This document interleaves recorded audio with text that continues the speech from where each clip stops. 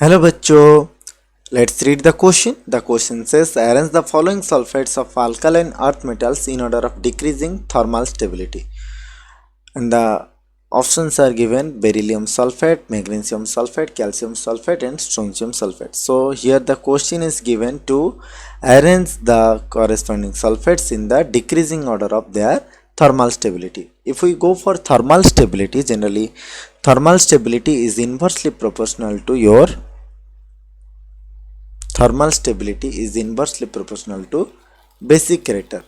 तो ये आपका बेसिक कैरेक्टर के साथ इनवर्सली प्रोपोर्शनल टू है. मतलब बेसिक कैरेक्टर अगर ज़्यादा हो जाता है तो इलेक्ट्रॉन अच्छी तरह से डोनेट कर पाएगा. इसका मतलब बॉन्ड जल्दी टूट पाएगा. Bond can be break and down very easily. तो इसका थर्मल स्टेबिलिटी बहुत कम है. तो बेसिक स्ट्रेंथ अगर इसका ज़्यादा हो जाता है तो उसका थर्मल स्टेबिलिटी कम हो जाता है, घट जाता है. और एक है एटॉमिक साइज. अगर आपका ज़्यादा हो जाता है, एटॉमिक साइज अगर ज़्यादा हो जाता है, मोर एटॉमिक साइज अगर आपका ज़्यादा हो जाता है तो closing packing will be more efficient. In the crystal form packing will be more efficient. ये आपका मोर एफिशिएंट हो जाएगा, मोर एफिशिएंट.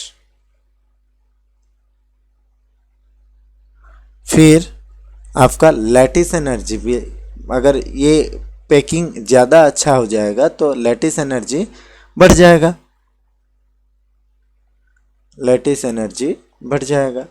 सो हमें पता चल गया कि अगर आपका एटॉमिक साइज ज़्यादा हो जाता है तो लैटिस एनर्जी भी ज़्यादा हो जाएगा. एटॉमिक साइज अगर घट जाता है तो lattice energy that is thermal energy will be decrease और thermal stability accordingly.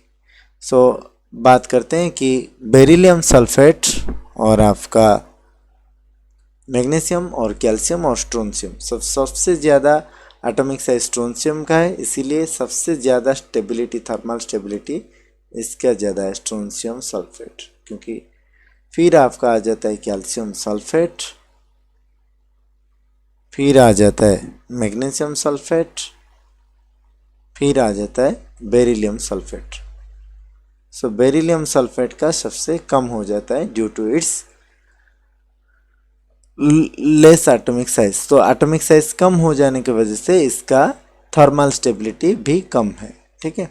I hope you might have understood the concept regarding this question. So let's highlight the answer here.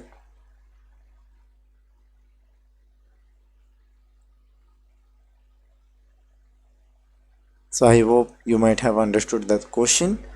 Thank you and best of luck.